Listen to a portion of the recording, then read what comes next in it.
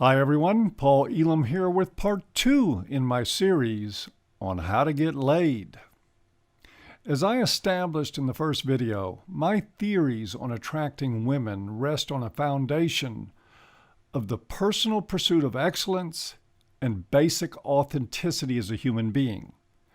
I view these things, not pussy, as the primary objective. And I am satisfied in the knowledge that achieving those goals not only attracts women, but generally a better class of them. I remind you that one of the most important factors in arousing the sexual interest of women is power.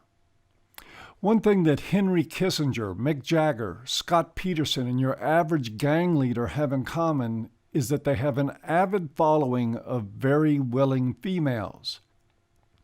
It does not matter if they are old, ugly, out of shape, violent, or even murderous. The fact is that they are men who demonstrate great personal power on some level. I think it is arguable that the type of power they display will also determine the type of woman they attract. Scott Peterson, as he sits on death row for the murder of his wife Lacey and their son Connor, gets marriage proposals and a flood of female fan mail on a regular basis. Do you want to make any wagers on the mental health of Scott Peterson's fan club? Is that some of the pussy you would sell your soul for? As any angler will tell you, when you fish with stink bait, you end up catching bottom feeders. That makes values and power a very important discussion. So with the goal of comparing standard PUA fare to the values-based approach, I want to pose some questions. What kind of power is there in scheming and manipulation? There is no doubt power there. Schemers and manipulators can go far in life. But do you trust a man whose integrity is disposable in the name of sex? If his integrity is an option where it concerns women, does he really have integrity to begin with? I have more questions, but I want to stop and focus on that one for a moment. For many men, probably most, male friendships are an integral part of healthy life. Sadly, the way many men act where it concerns women is a common threat to those friendships. Sexual competition is a strong force. So, with that in mind, where is your level of trust with a man whose general intent in the most important part of his life is to manipulate and con? If you consider a man like that someone to avoid, you're showing some wisdom. If he's your bro, then you're the hoe. Get mad at my saying that if you want to, but you know it's true. Now compare the guy in the plaid jacket with a pencil-thin mustache and more cliches than a David Futrell article to someone whose values rises above attempts to pass shit test, toss negs, intentionally undermine someone's self-esteem, or do anything else that puts a con game over personal values. You see, that guy, the one who won't play, has power too. It may not be the kind of power that attracts women to thugs, murderers, and political tyrants, but it's still power, and it still attracts women. It's called having balls, and it should not be a newsflash that women like men with balls. Also, men with balls tend to like themselves. If you want to think about self-improvement, that might be a good place to start. Here's the deal, guys. You have a choice every day of your lives, not just whether you want personal power, but what kind of personal power you want. That choice will likely determine whether you can attract the rarity of a virtuous woman or whether you end up with a gaudy-looking piece of shit snorting coke in the nightclub restroom telling her BFFs about what she's doing behind your back. Men who don't go to bed with tramps, don't wake up with them, and don't generally end up facing them in a court of law. I actually recall talking to a man who spent the first 10 minutes of our conversation talking about how this topless dancer he was banging ended up clearing his apartment out of everything valuable, and that it took him nearly a year at his wages to replace all the shit that she stole. He wouldn't call the police, though, because the girl had problems, and ratting her out, as he put it, wasn't going to help. That was okay, though, the man told me, because he met another titty dancer. She wasn't at all like the other titty dancer. She was a real nice girl and would not think of doing anything bad to him at all. I bring this up for a couple of reasons. One, men can be incredibly, indescribably stupid where it concerns women. How do you think we ended up with so much power in feminism? In fact, I would argue that stupidity with women is the greatest design flaw in the human male, bar none.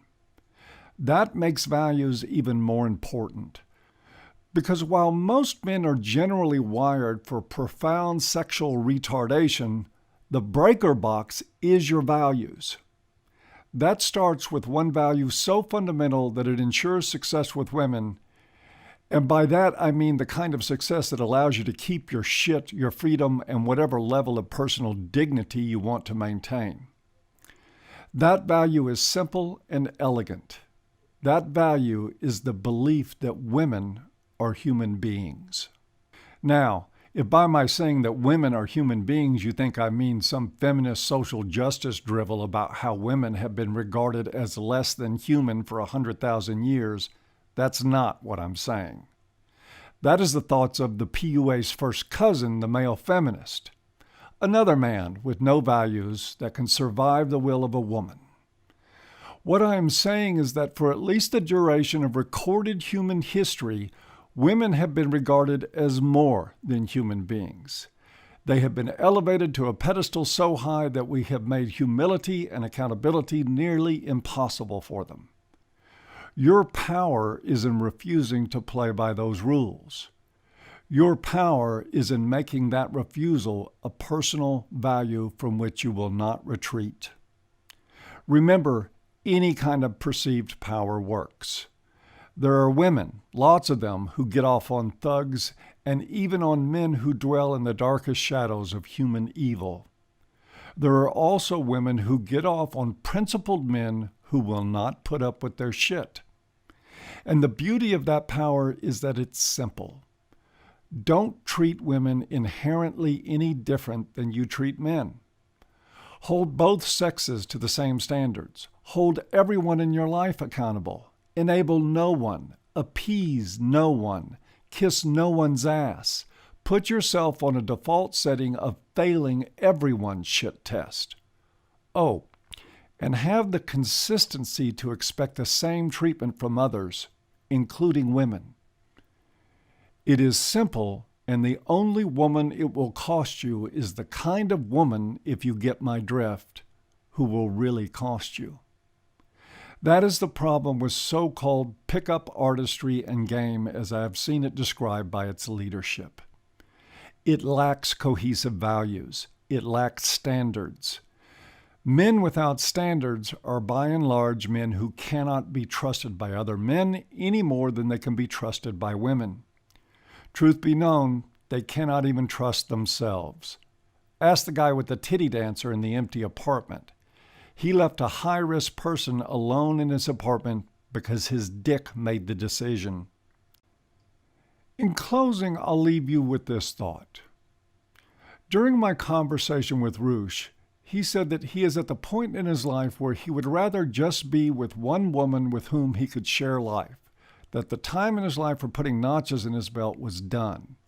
When I asked him if he would ever consider getting married, his only hesitation seemed to be whether he could find the right woman with the right values in the right country where the laws could not pose a constant threat.